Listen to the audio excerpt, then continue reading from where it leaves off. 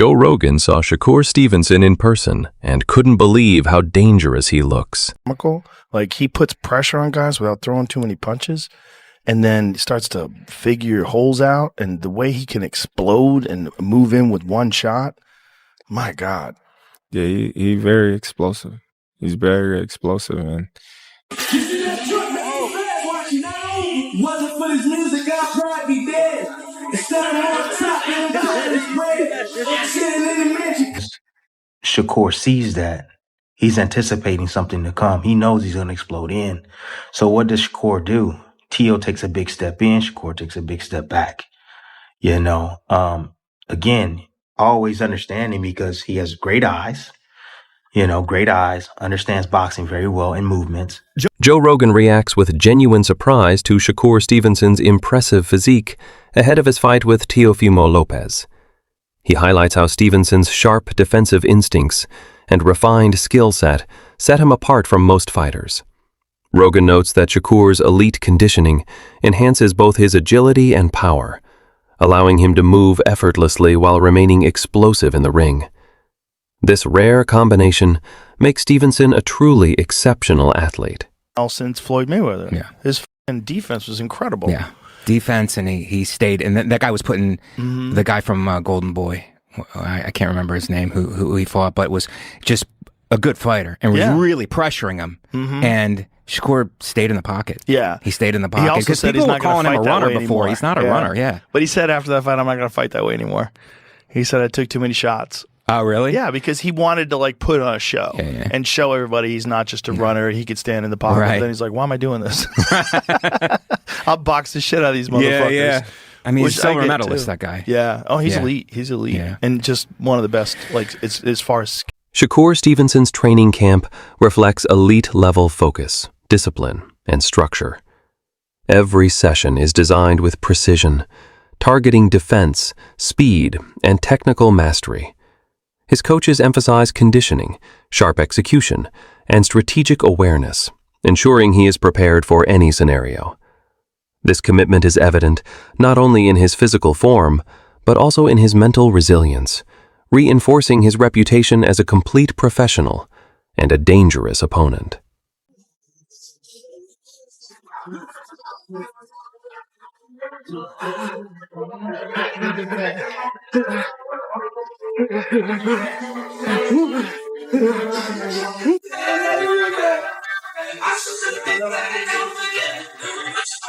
Tim Bradley analyzes the fight by breaking down the contrasting styles of Teofimo Lopez and Shakur Stevenson.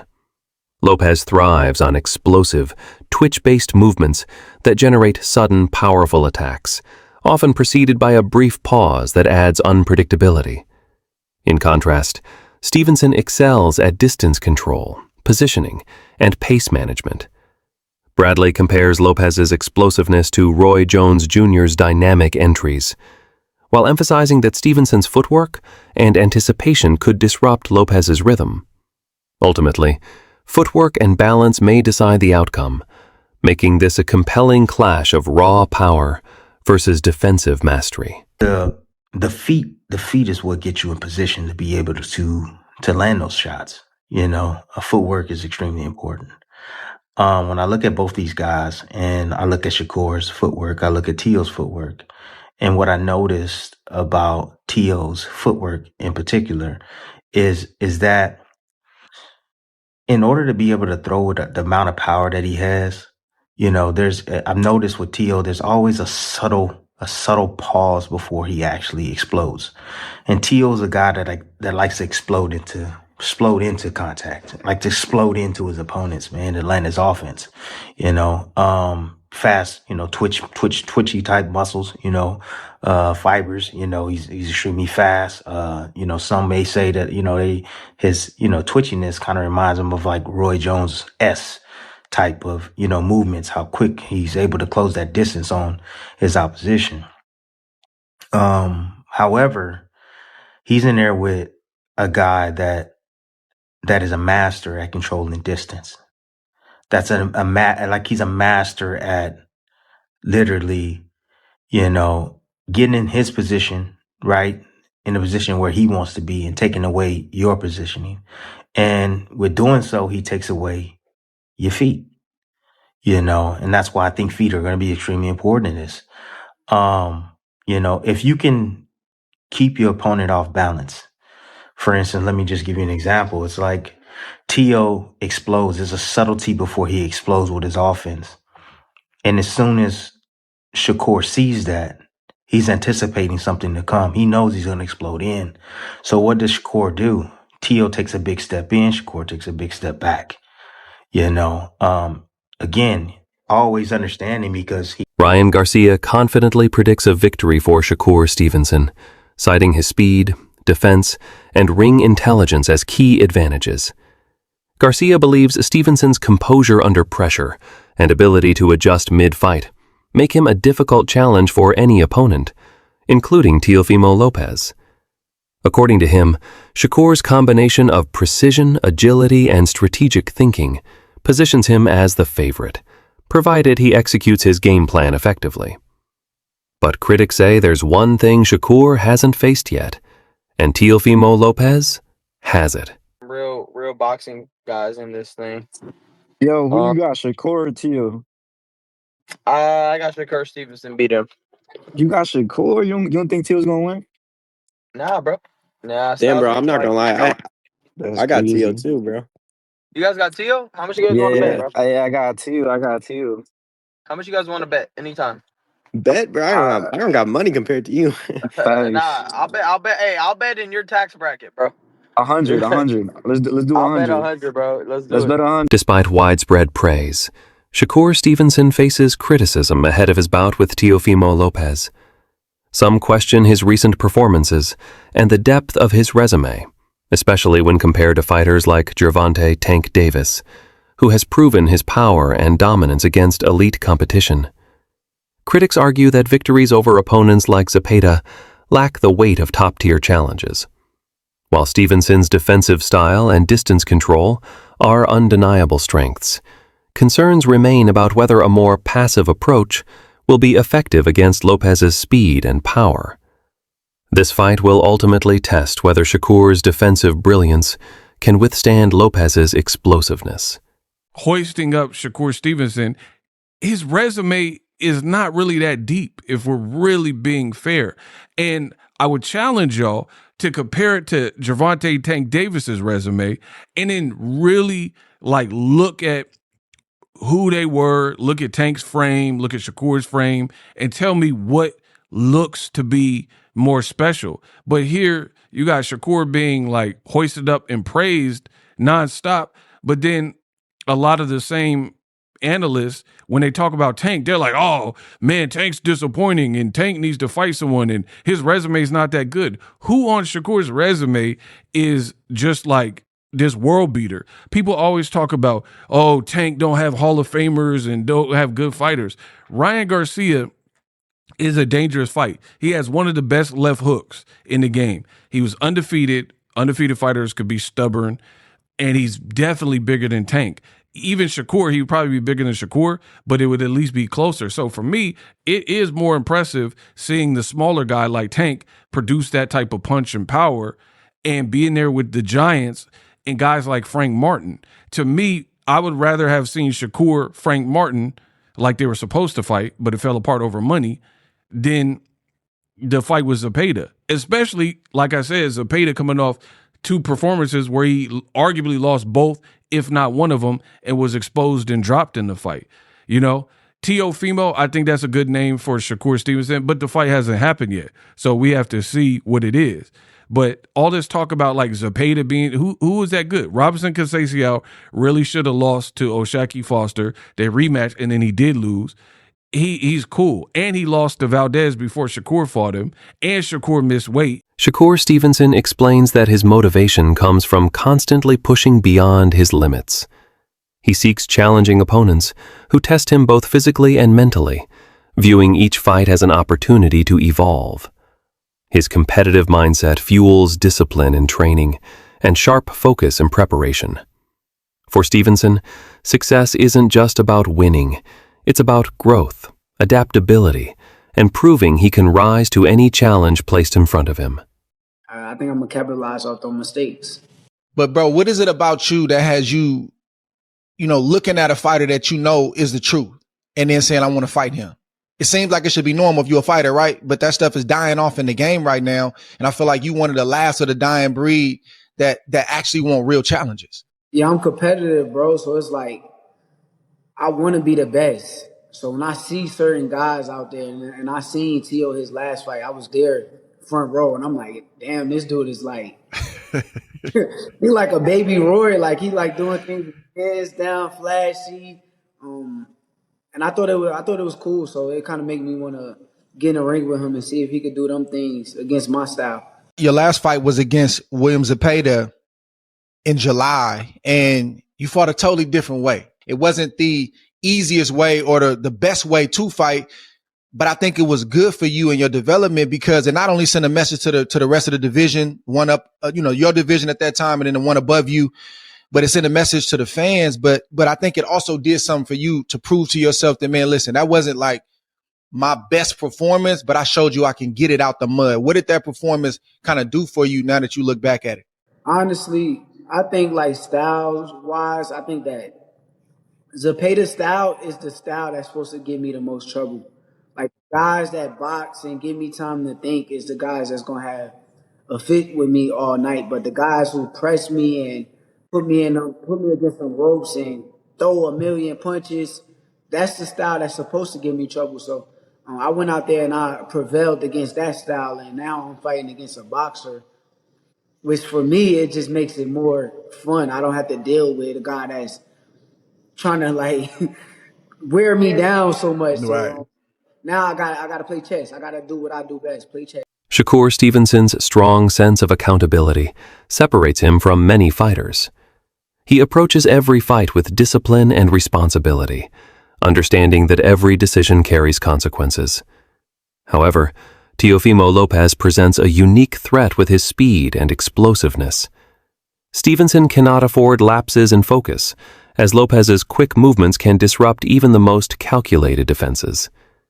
Victory will depend on Stevenson's ability to balance discipline with adaptability, reacting in real time while respecting Lopez's pace and danger. Lopez will rise to the occasion and be prepared for that fight. So I feel like Shakur has to keep that fight in the middle of the ring, use his counter ability.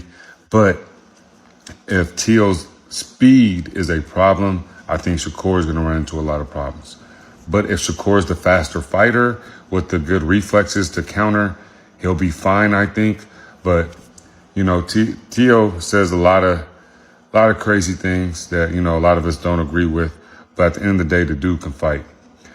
His last performance, he showed him that his levels to this, right? Lopez is on a whole different, I'll say, category when it comes to boxing that Shakur is at. I think this is a great fight. I'm going to go ahead and give my prediction. If these two fight, it's going to be kind of like a Floyd versus Zab Judah-ish, or I'm going to say Zab Judah. I know Zab Judah is a different fighter than Lopez, but I think what's going to happen is going to become a chess match. Who can counter who? Lopez, I think, will get hit early and start respecting Shakur's power. I think Shakur will keep everything to the middle of the ring and be able to adjust with his movements, his counter ability, and his defense. Like, he's able to make those adjustments that are very similar to Floyd. So I'm going to go with Shakur on this one. But you cannot sleep on Lopez because he comes to fight. The fight that he shocked me was against Lomachenko. He came ready for war. And I think Shakur, he's starting to, get fights that are kind of setting him up for these mega fights, and he'll be prepared for that. I don't see Shakur beating Tank. I'm going to tell y'all why. Tank, speed, and ability to get inside, I think, is going to give Shakur a lot of problems. But if Shakur could keep things in the middle of the ring, he should be fine. It's all going to be up to what Shakur, how he wants to fight it. I wouldn't have him going on ropes again. And I don't blame him for moving more in his next few fights, because that last fight, he didn't move too much and gave us. We just wanted to see him fight, right? And we know he could fight, but you can't. Analyst Henry believes this matchup will push Teofimo Lopez to his absolute limits. According to him, Lopez performs best when facing elite opposition that forces him to evolve. Against a fighter like Stevenson, known for agility, precision, and ring IQ, Lopez must elevate every aspect of his game. Henry emphasizes that a fighter's true ceiling is revealed under pressure, and this bout will test Lopez's strategic thinking, mental toughness, and ability to adapt at the highest level. Lopez needs opponents like Shakur Stevenson because they are elite fighters. He needs that to bring out the very best in him. I just can't see how it's possible that whilst Teofimo, we've seen a ceiling with him in terms of he's been beaten by certain opponents, we know that he can lose in the ring. But I don't know if that's a genuine ceiling, because I think that his ceiling is actually one of the most changeable in boxing based on who's in front of him. And so actually, I think there's a very, very good chance we're going to see the best possible version of Teofimo Lopez in the ring against Shakur Stevenson. But we should talk about Shakur Stevenson before we get into the nuts and bolts of the fight, what it might look like, and why it is so risky for both men. Now, Shakur Stevenson is currently undefeated. He's 24-0 with 11 KOs. He turned pro back in 2017. He's the same age as Teofimo Lopez at 28 years old, both men in their athletic primes. He's 5'8".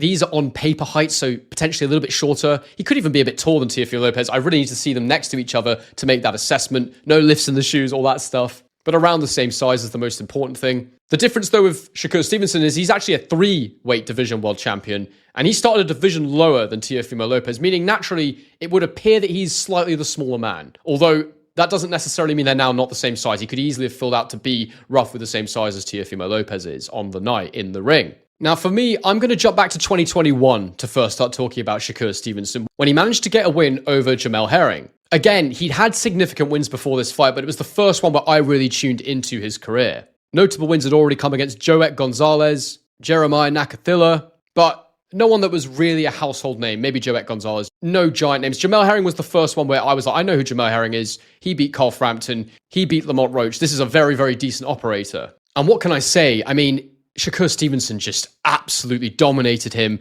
and TKO'd him in the 10th round of their fight. But this was a really, really landmark, standout performance from Shakur Stevenson. The talent was there for all to see. Everybody could tell. Bruce Carrington points out that Teofimo Lopez has historically struggled against fighters who use constant movement and sharp angles. Stevenson's fluid footwork and positional shifts could exploit this weakness, forcing Lopez to make rapid adjustments. Carrington stresses that success in this fight will rely on adaptability rather than brute force. Failure to adjust could leave Lopez vulnerable to counters and tactical traps, allowing Stevenson to control the pace and direction of the bout. Teo is going to bring the fight. He's very athletic. He has a lot of explosiveness, but I do feel like when it comes to Shakur, bro, his movement may frustrate him. The only thing that worries me when it comes to Teofimo is his frustration. Like, is he going to be able to work well with a mover? We've seen, difficulties that he had with Sandor Martin. We've seen the difficulties that he had with Jimmy Ortiz, guys that's been moving around and not staying still. Like, if you keep Teo moving around and he can't plant his feet, what can he do? We're going to have to find that out on, January 31st. And I think Shakur, he's probably one of the best guys to, move his feet, be on defense, being hella patient and frustrating a fighter, bro. So I don't know. We've seen Teo get frustrated to the point where he's asking himself, do I still got it? You know what I'm saying? Yeah. We got to see what his mentality is going to be like come January 31st. Do you think that his experience on the biggest of stages, his two biggest wins, he was an underdog. And both guys, ironically enough, were southpaws like Shakur. That play any factor to you, man? Nah, styles is different. The styles are totally different. Lomachenko don't fight like Shakur. Josh Taylor don't fight like Shakur. I don't see, just because southpaw, that same thing will happen. I feel like certain techniques could be used to fight Shakur, yeah. But in terms of that approach of the fight, nah. Like Shakur fights totally different. You gotta be able to do some out of pocket stuff with Shakur. You gotta throw while he's throwing. That's probably some of the only. By the end of this breakdown, you might completely change who you think wins this fight. That's it for today's breakdown. Thanks for watching, and make sure to stay tuned for the next video.